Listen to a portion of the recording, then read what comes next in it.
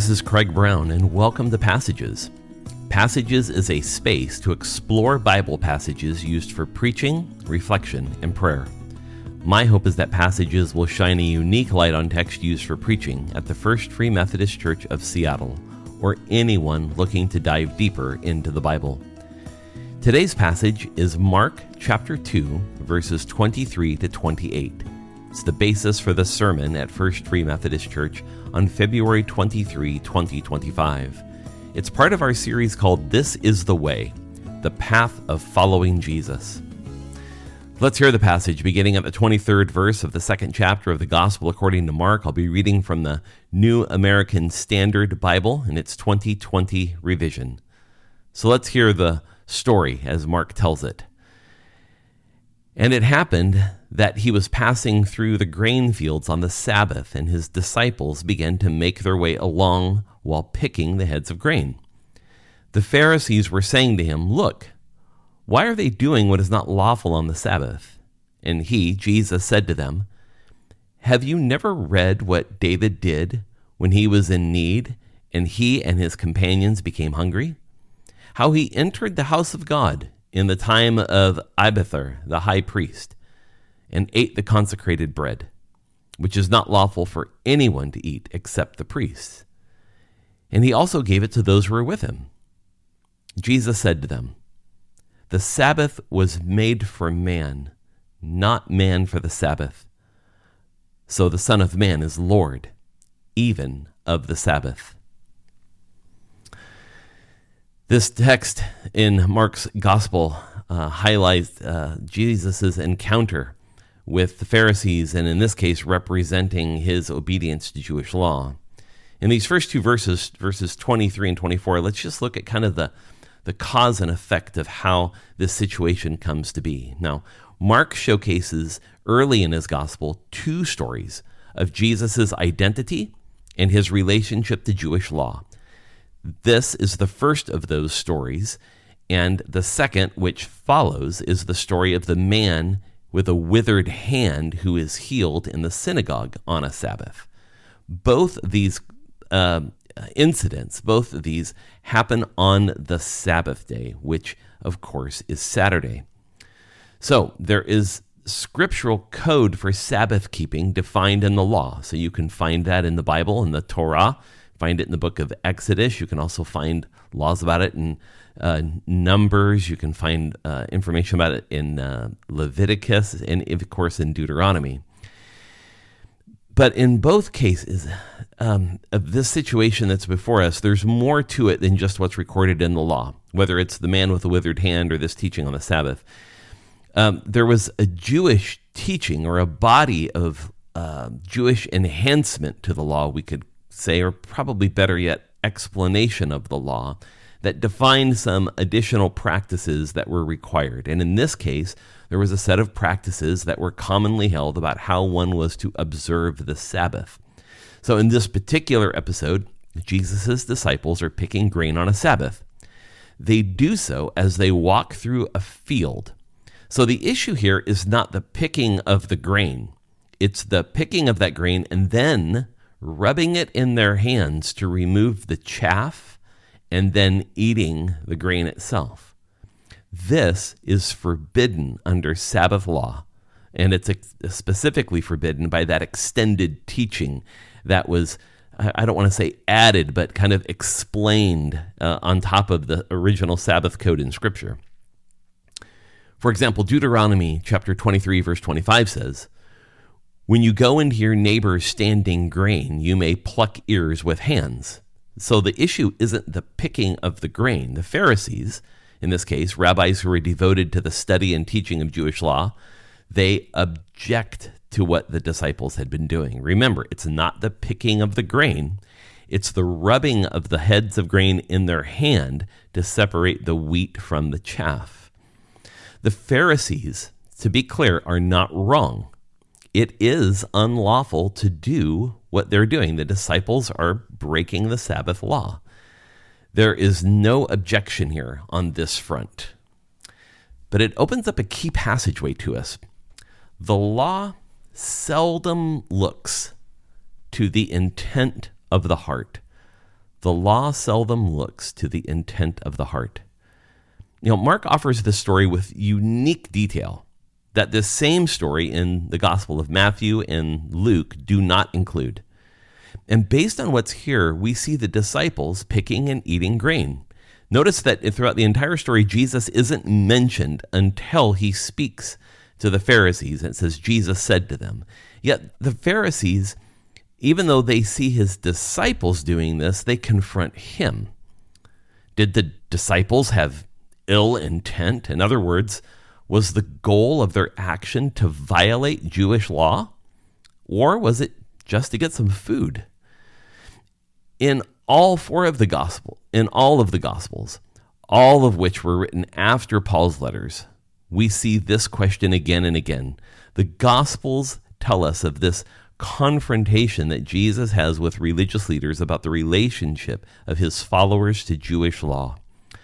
The gospel liberates us from that law because the gospel is focused on the intent. It's focused on the heart. The law doesn't have a lot of nuance, and it's fairly blunt.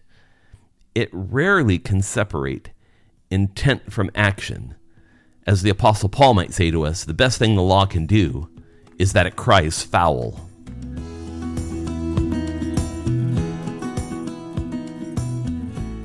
We turn now to the next two verses in this passage, verses 25 and to 26. And this is the beginning of Jesus' response to the question of the Pharisees about why his disciples are breaking Sabbath law. Jesus responds to the accusations by the Pharisees in a very informal way, and he cites a story from 1 Samuel chapter 21 about King David, who's on the run in need of food. Now, what makes the story informal is that Jesus does not engage in a classic rabbinic argument with the Pharisees. If he were to do this, it would require him to cite two different passages of Scripture, and he would have to cite those Scriptures from the law itself, not from the writings where 1 Samuel 21 is from. So all this is to say is that Jesus is not ignorant in this situation, but he's practically dismissive of the accusation brought by the Pharisees, but we won't know why until we get closer to the end of the story. So hold on for that. Now, in the story in 1 Samuel 21, David was fleeing the city of Jerusalem, and he was fleeing from his son Absalom, and his son Absalom is trying to kill him. So in leaving Jerusalem, he has to leave with great haste. And as he leaves, he has a priest come and meet him. And the priest brings David the 12 loaves of showbread that were kept in the tabernacle. Now, this bread is reserved for priests. It's actually written into Jewish law, not that secondary law, the primary law. In the book of Leviticus, the bread is reserved for priests only, and that bread is changed out once a week. And the bread is kept in the tabernacle in what's called the holy place. It's the chamber in the tabernacle, which was a big tent. It's the chamber before what's called the holiest of places, or the Holy of Holies. That's where, in times well before Jesus, the Ark of the Covenant was. But in that holy place, there were three things there. There was a table of showbread. That's what we're talking about here. There was some golden lampstands, and there was an altar of incense. But only priests could go into that chamber. So this bread is for the priests only. So Jesus makes it sound like, when he tells the story, that David entered the tabernacle and took the bread. If you read the story in 1 Samuel 21, that's not quite how it happened. And Mark also quotes Jesus as saying that this was during the time of Abiathar, the high priest. This is also not correct. If you read the story in 1 Samuel 21, it's clear that Ahimelech is the high priest. That's Abiathar's father. So now it's hard to know how these errors in the story creep in, except what we need to know is how Jesus used the story. And that's not to gloss over some of these errors in the story. This could be about how Mark received the story. It could be how he chose to record it. Who knows exactly why these small errors happen in the retelling of the story.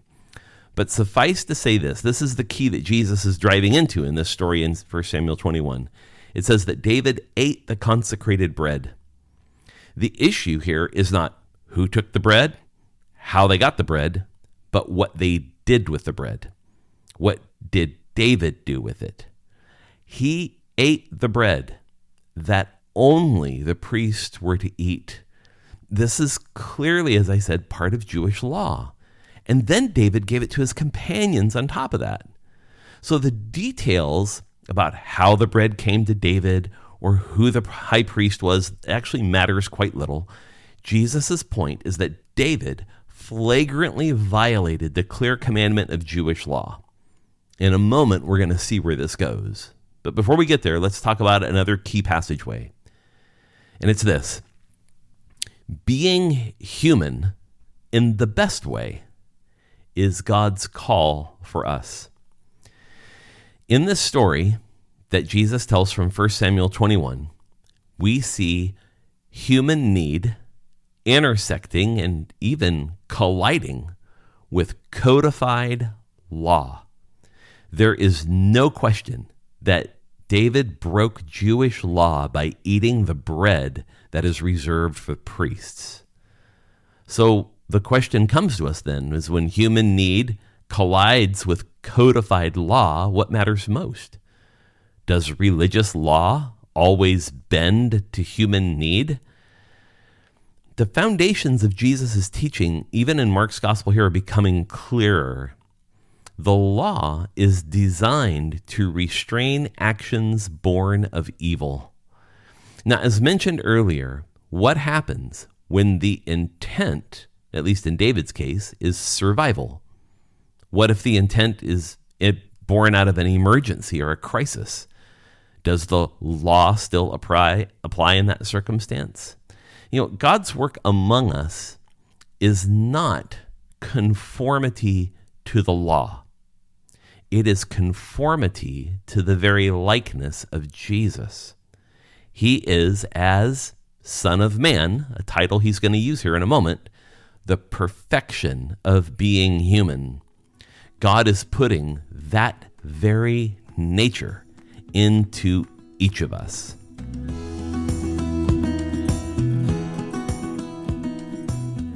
Now we turn to these last two verses 27 and 28. Identity matters in these last two verses. Jesus concludes this episode with the Pharisees by clearly explaining the role of the Sabbath. And he says this: the Sabbath was made for man, not man for the Sabbath. Jesus here points to a new teaching about how law intersects the life of his followers. And I have to be honest, this is probably perhaps the most little used passage of Scripture when it comes to talking about our relationship with law or legalism. You see, the Sabbath, as Jesus explains it, is a provision for humans. Sabbath was made for man. It's a command to rest, to be renewed, to stop working. Are the disciples guilty in this episode when they're picking grain? Are they working on the Sabbath? Jesus is offering a teaching which is not just about the Sabbath. There's so much more. You see, the way Jesus explains it is that the law is a provision for human beings. It is not meant to be a taskmaster to us. And the lessons here are far-reaching. The Sabbath's intent is rest and renewal. The focus is on its outcome, not on its rules. Jesus advances this teaching at another new level, which ties us then back to the story about David. Jesus essentially is teaching that because of who David was, he had latitude in his law-keeping, largely because of his intent. So now Jesus lays full claim to this. He says, "So the Son of Man is Lord, even of the Sabbath." The Sabbath is not only less legal, it is itself under the submission of Jesus. Jesus claims authority over it. He is Lord over it. This statement is based on his teaching about David, but he advances it clearly, saying is that if David in his need is able to in a sense, break the law for the necessity of the moment, how much more so is the one who actually gives the law, in this case, Jesus, able to do the same thing? So really, when you read this story, it sounds like it's about Sabbath, but it's really not just about the Sabbath. What this story is really about, it's about Jesus and who he is as the Son of Man, as Lord. That leads us to a final key passageway.